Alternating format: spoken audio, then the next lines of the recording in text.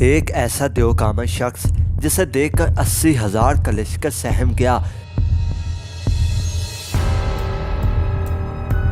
تاریخ کا وہ قدامت سپاہی جس کا سامنا کرنے کی جرات بڑے بڑے صومعہ میں نہ تھی، لیکن ایک غریب چرواہے نے اسے ایک وار میں کیسے پچھاڑ دیا۔ وہ چرواہا کون تھا اور اس دیو کا خاتمہ کیسے ہوا؟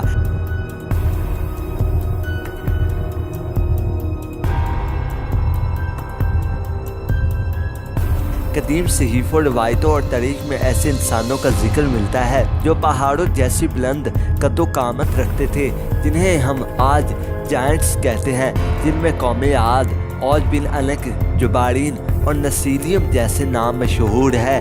یہ دیو دراصل کوئی الگ مخلوق نہیں بلکہ انسانوں کی طرح بناوٹ کے مالک تھے۔ بعض لوگوں نے لکھا ہے کہ یہ دیو ہیکل لوگ دراصل کسی مفوق الفطری مخلوق اور انسان کے باہمی تعلقات سے پیدا ہوئے تھے۔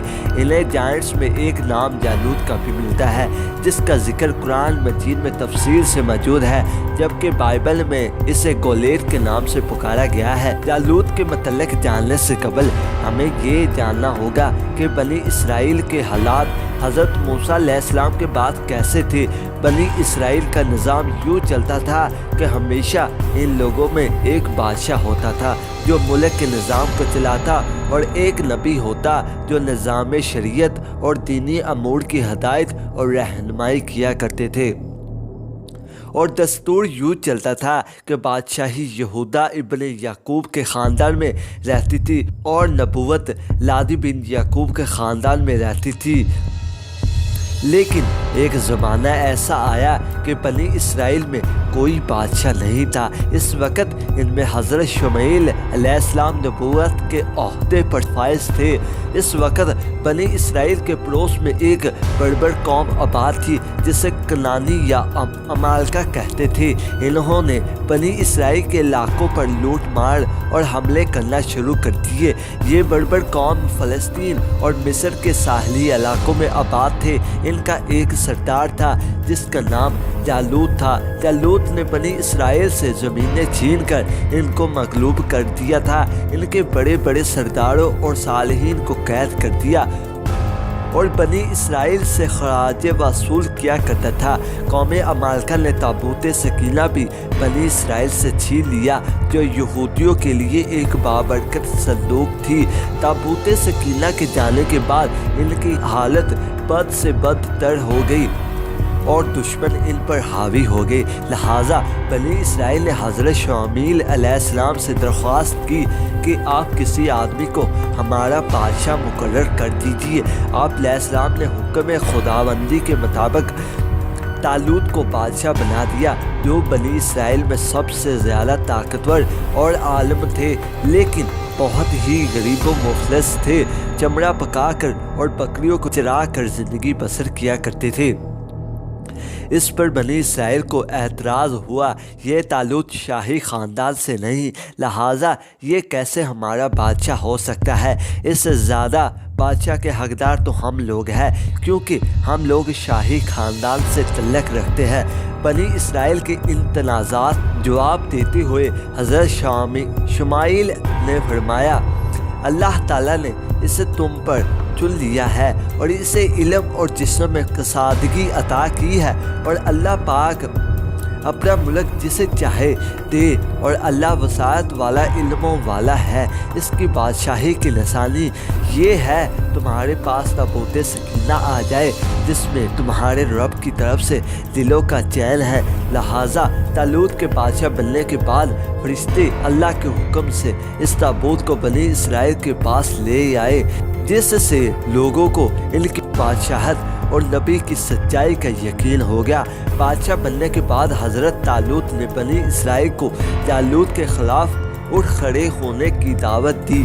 جب حضرت طالوت نے بنی اسرائیل کے لشکر کو لے کر اس ظالم جالوت سے مقابلے کے لیے بیت المقدس سے روانہ ہوئے تو ان کے لشکر کی اس طرح آزمائش ہوئی کہ راستے میں انہیں ایک نہر ملا۔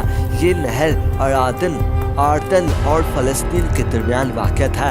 इन्हें इस वक्त सख्त प्यास भी लगी हुई थी, लेकिन अल्लाह ने हुक्म दिया कि जो मेरे बंदे हैं वो इस नहर से पानी ना पिए, और जो इससे पानी पिएगा वो नाफरमान हो जाएगा। लेकिन जो शदीद प्यासा हो, इन्हें ये इजाज़त है कि वो एक चल्लू अपने हाथ से पानी पी सकते हैं। इस सख्त गर्मी में सामने पानी मौजूद होने के बावजूद वो दिल भरकर पानी ना पी सकते थे।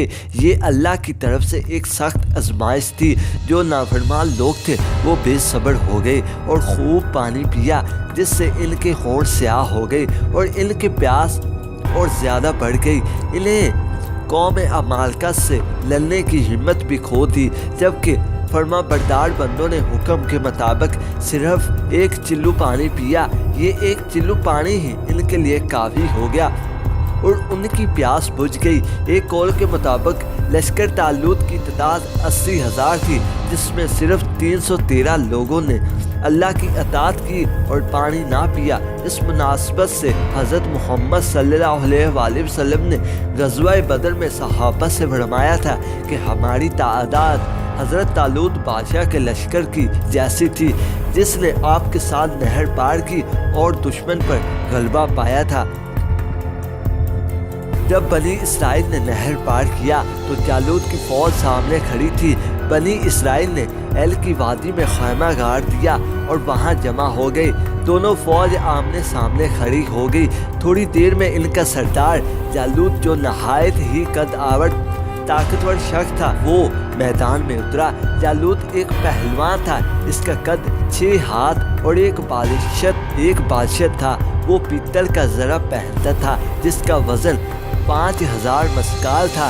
इसके हाथों में एक भाला था जो लोहे का था और जिसका वजन 600 मस्काल था। वो अपने सर पर लोहे की जो टोपी पहनता था, इसका वजन 30 रतल था। जालूत आगे बढ़ा और बनी इसराइल को ललकारा। जालूत और इसके लश्कर को देखकर बनी इसराइल सहम गए। वो आपस में कहने लगे, आज तो हम लड़ने की ताकत नहीं रखते। इनकी बातें सुनकर इन 313 मुजाहिदों ने कहा, ए अल्लाह, हमें सब्र दे और साबित कदम रख और कौमे कफार पर हमारी मदद फरमा।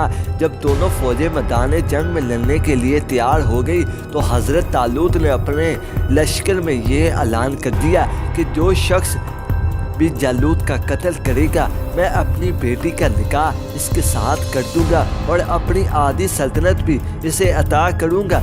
ये फरमान सुनकर हज़रत दाऊद अलैहिस्सलाम आगे बढ़े, जो अभी बहुत ही कम उम्र और कमज़ोर थे।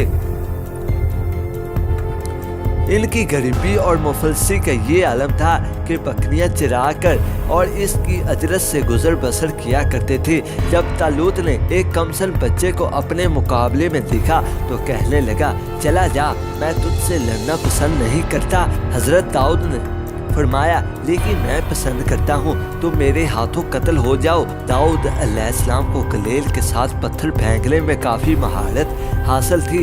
हज़रत दाऊद ने पत्थर को अपने कोपल में रखा और बिस्मिल्लाह पढ़कर इन्हें जालूत की तरफ चलाया। पत्थर तेज़ रफ्तारी से जालूत की नाक और खोपड़ी के दरमियान लगी और इसके भेजे को पास करके पीछे से निकल गया। जालूत इस वक्त ज़मीन पर गिर पड़ा और इसका काम तमाम हो गया। इस पर हज़रत तालूत और बनी इसराइल नहायत ही खुश हुए। जालूत के कत्ल हो जाने से इसका लश्कर भाग निकला और हज़रत तालूत को फतह नसीब हुई। अपने ऐलान के मुताबिक हज़रत तालूत ने हज़रत दाऊद के साथ अपनी बेटी का निकाह कर दिया और अपनी आधी सल्तनत का इन्हें बादशाह बना दिया। फिर पूरे 40 साल बाद जब हज़रत तालूत का इंतकाल हुआ तो हज़रत दाऊद अलैहिस्सलाम पूरी सल्तनत के बादशाह बन गए। हज़रत शमाइल अलैहिस्सलाम के इंतकाल के बाद अल्लाह ने आपको नबूवत के अहदे पर फाइज कर दिया।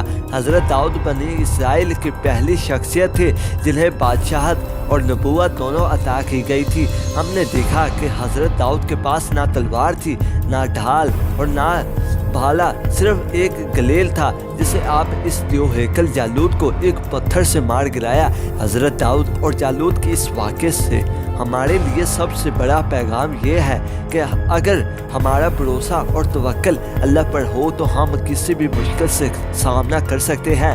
ہمیں بھی حضرت داؤد کی طرح مشکلات اور آزمائشوں سے گھبرانے کی ضرورت نہیں، بلکہ ان کا ڈٹ کر سامنا کرنا ہے، کیونکہ جب اللہ ہمارے ساتھ ہو تو وہ ہمیں ہر طرح کی لڑائی لڑنے کی طاقت اور قوت عطا کر دیتا ہے۔ شرط بس یہ ہے کہ ہم اللہ کی فرما بردار رہیں۔